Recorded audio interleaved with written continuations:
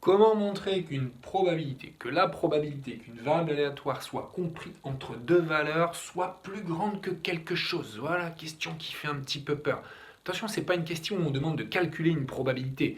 Parce que ça, par exemple, si x suit une loi binomiale, ça peut se calculer. C'est un peu embêtant, mais ça peut se calculer. La calculette ne le fait pas direct, mais il faut passer par la décomposition de cet encadrement en deux inégalités. On passe un moment par l'événement contraire, on y arrive, en fait, ça va donner p de x inférieur à ça, moins p de x inférieur à ça, et puis on fait les deux à la calculatrice, on retranche, ça marche. Mais là, c'est pas un égal qu'on veut regarder, c'est un supérieur.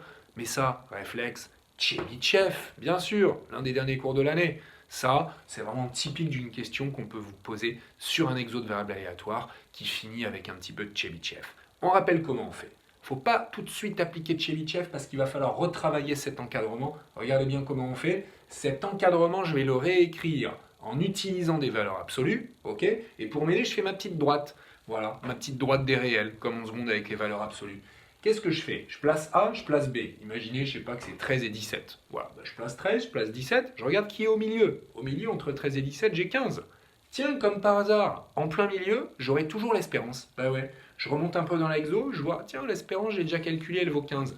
Donc là, quand je prends la moyenne entre A et B, je vérifie que je tombe bien sur l'espérance. Ce qui me permettra de réécrire ça sous une forme où là j'aurai mon espérance, que je vais écrire de x, voilà, parce que je l'aurai vérifié.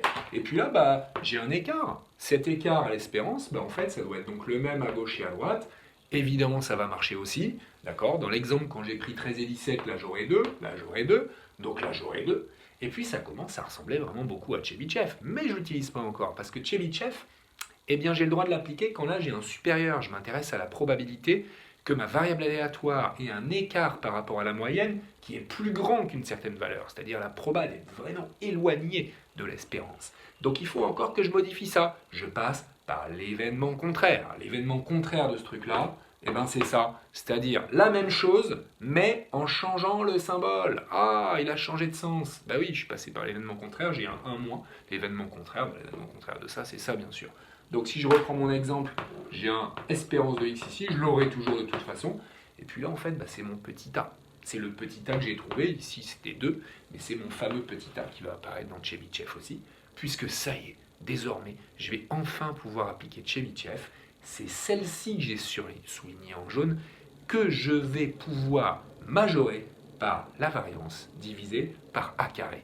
Alors j'ai presque fini, presque. Parce que n'oublions pas que c'est celle-là que je voulais, celle-là je l'ai retravaillée un peu, Tchebychev m'a donné cette majoration, pardon. Maintenant il va falloir que je multiplie par moins 1 et que j'ajoute 1 pour finalement constater que tout ça, ça va bien me donner ce que je voulais, c'est-à-dire un minorant qui va être 1 moins la variance divisée par a au carré, ici ça serait 2 au carré, dans notre exemple ça serait 4.